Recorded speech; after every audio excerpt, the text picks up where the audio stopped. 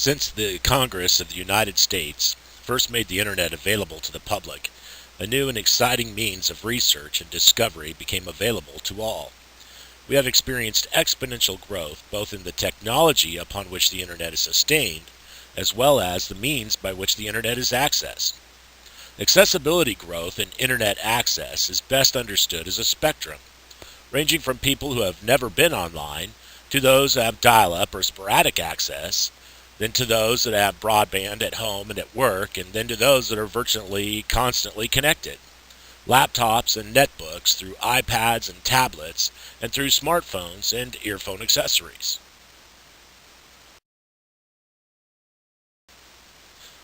Even with all of this advancement and the constant and consistent growth of ease of accessibility and technology to increase speed access, differences in Internet access still exist among different demographic groups. This is especially true when it comes to access to high-speed broadband at home. The ways in which people connect to the Internet are also much more varied today than they were in 2000. As a result, Internet access is no longer synonymous with going online with a desktop computer. Many more tools are now available to the Internet user that offer nearly constant and consistent access to email, to voicemail, to text messaging, video messaging, and Internet browsing.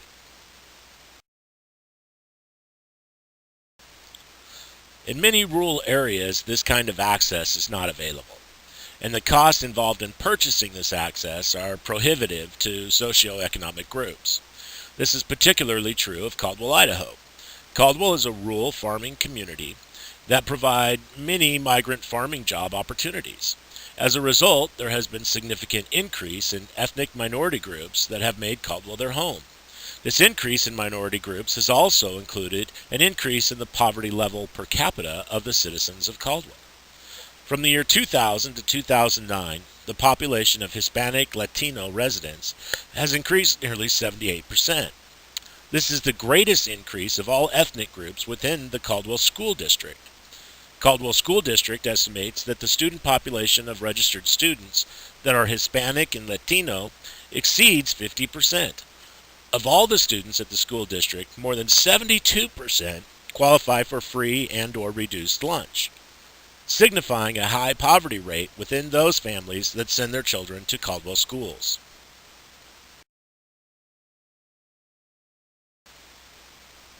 With respect to the entire state of Idaho, Caldwell residents that have income below the poverty level are greater than 1/3 of all Caldwell residents. Compared to the state level, that is just over 15%. Similarly, the Caldwell School District services nearly 40% of all children that are in families that fall below the poverty level standard, with the remaining state level being less than 20%. Simply put, the poverty level of Caldwell is quite nearly twice that to the rest of the state of Idaho. When these numbers are broken down to actual absolute numbers, Hispanic Latinos that are below the poverty level outnumber all other ethnic groups, including those of white ethnicity, by more than 1,000 individuals.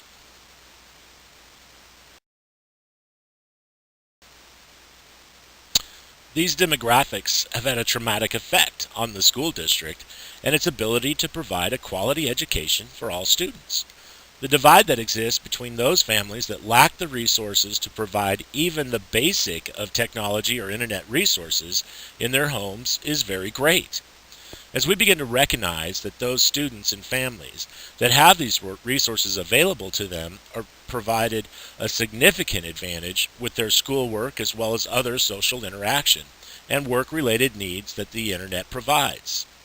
Teachers are beginning to utilize these resources more and more within their classrooms, as well as seeing a need to provide students with opportunities to learn in virtual classrooms. Several times the State Board of Education in Idaho has recommended an online classroom experience as a requirement for graduation from an Idaho high school. A survey of teachers who instruct American middle and secondary school students finds that digital technologies have become central to their teaching and professionalization. At the same time, the internet, mobile phones, and social media have brought new challenges to teachers, and they report striking differences in access to the latest digital technologies between lower and higher income students and school districts. When asked about the impact of the internet and digital tools in their role as middle and high school educators, these teachers say the following about the overall impact on their teaching and their classroom work. 92% of these teachers say the internet has a major impact on their ability to access content, resources, and materials for their teaching. 69% say the internet has a major impact on their ability to share ideas with other teachers. 67% say the internet has a major impact on their ability to interact with parents, and 57% say it has had such an impact on enabling their interaction with students. This survey finds that digital tools are widely used in classrooms and in assignments. However, it also indicates that teachers of the lowest income students face more challenges in bringing these tools to their classrooms.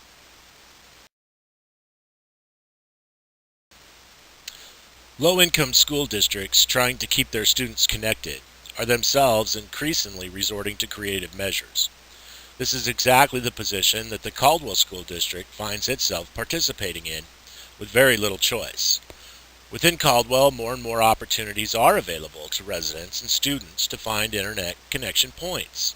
The City of Caldwell has provided free Wi-Fi connection within the boundaries of the downtown area. However, no Caldwell school resides within those boundaries. Many businesses, especially those that are nationally franchised, provide free service, but do not encourage students to participate. The fact is that even in well-connected urban areas, a broadband connection costs an average of $38 a month in top U.S. cities. Meanwhile, customers in rural areas who are dependent on satellite service can pay as much as $80 a month for connection. Experts say that a lack of competition between internet service keeps connection prices high. Current policy with the U.S. government doesn't advocate competition, and that because of this lack of competition, telecommunication companies are encouraged to gouge the rich and neglect the poor. With internet access being such an increasingly vital part of the educational process, it becomes absolutely necessary that Caldwell School District and Caldwell High School provides the most free and unencumbered opportunity for students and residents to have access to the internet. There are solutions to this problem. When we recognize that increasing students' abilities to have access, we will also increase the students' ability to complete projects, activities, and assignments, all of this providing increased results in student and teacher performance. Then we can also feel a sense of urgency for acting on these solutions.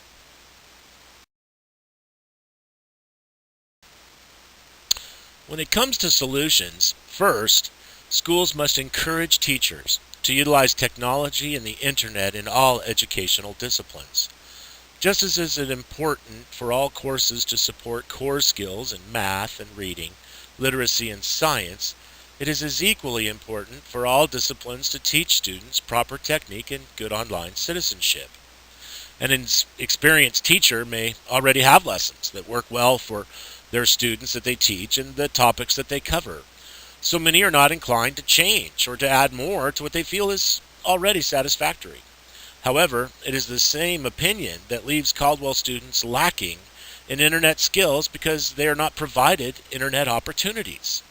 The internet offers teachers a wealth of information and resources for use in supporting curriculum-based experiences. Each discipline can benefit from asking these following questions and discovering the advantage of adding technology and internet-related assignments and research to their curriculum. The first question, would digital images help students understand a concept or topic? For example, could they use the web to see images of a black hole in space, historic photographs, artwork, or to look at satellite imaging or MRI scans? On some sites, objects can be manipulated or rotated so students can see them from different angles. Would this help students with a difficult concept? The second, does the lesson require collecting and analyzing data and building databases? Third, Does the lesson refer to time-related data, such as the changing stock market, the annual rainfall of a region, or the migration of whales? Fourth, can the impact of the lesson be enhanced through students communicating via email with peers in other cities or other cultures, or through contact with experts in the field? And five, will students be asked to create and conduct surveys, make presentations, conduct in-depth research, or work in teams? Clearly, this is just a beginning to new and inquisitive techniques that will re-engage students in the subject matter being taught.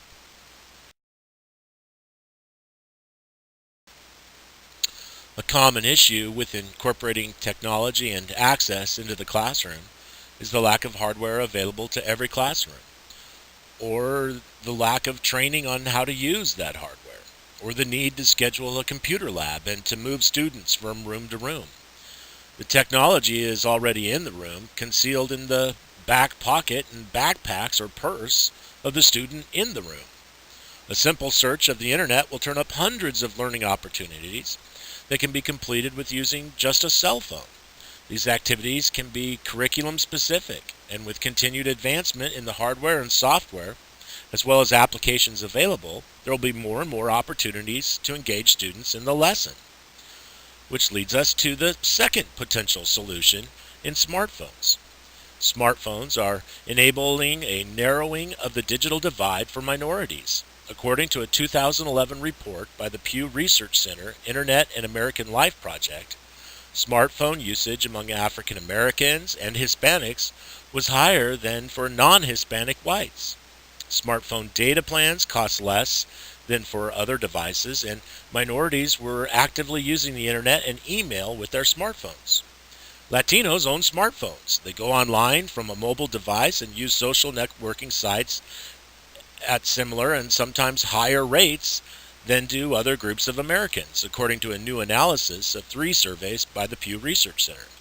While Latinos use mobile and social networking technologies at a rate similar to those of other groups, they lag whites when it comes to owning a desktop or laptop computer or accessing the internet with or without a mobile device. When it comes to owning a smartphone, going online from a mobile device and using social networking sites, Latinos are just as connected as any other American. However, current policy with the high school is incredibly prohibitive to using this technology.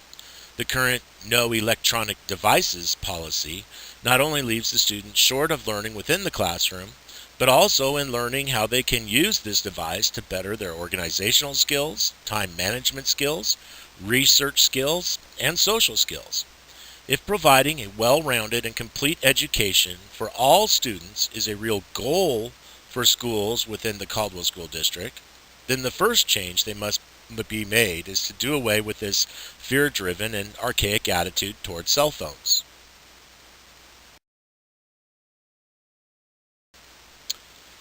Another potential solution for Caldwell schools is for Caldwell schools to provide greater opportunities for access to students, teachers, and parents.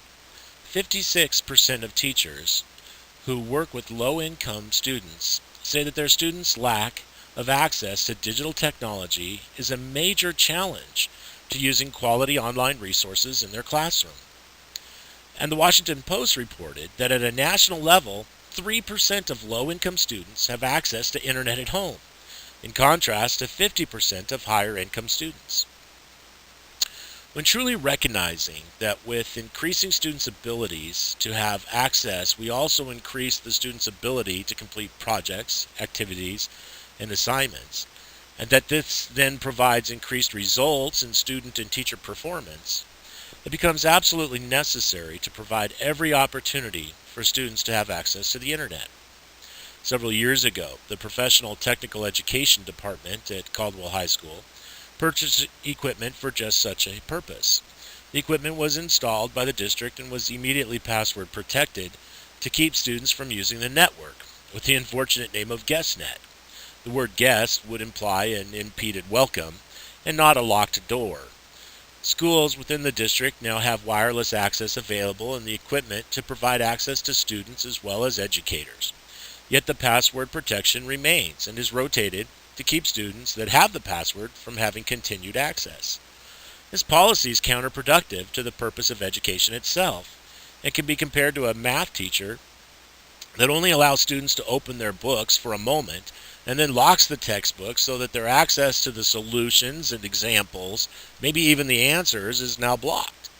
It would not be difficult to set up a system by which users can access the internet within an understanding of a predefined set of rules and parameters that the user agrees to abide by before allowing access to the user.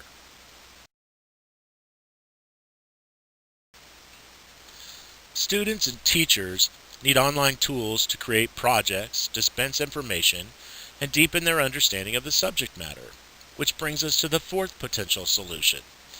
The blocking of subject matter based on bandwidth, files or site types, video, or streaming significantly limits the online opportunities for contributing to the educational process. Nothing is more frustrating than spending time to create a well-thought-out presentation or assignment to find at the time of the implementation of this presentation that the student or even the teacher is blocked from engaging in the activity. Not only is this blockade frustrating, it's also hindering student prospects as college and work-related students. In a multimedia world, it is essential that students leave high school with a deep knowledge of digital tools, blogs, video channels, wikis, and even social communication are an essential means by which students can publish opinions, research, projects, and provide teacher-student communication. They also serve the future of social and business networking. RSS reader sites like Google Reader enable users to sort and consume massive amounts of information efficiently. The use of photo sites is vital to creating multimedia projects. Video is a valuable tool in providing instruction or in presenting a completed project. Blocking these applications, especially at the high school level, is again counterproductive to the essential goals of education itself.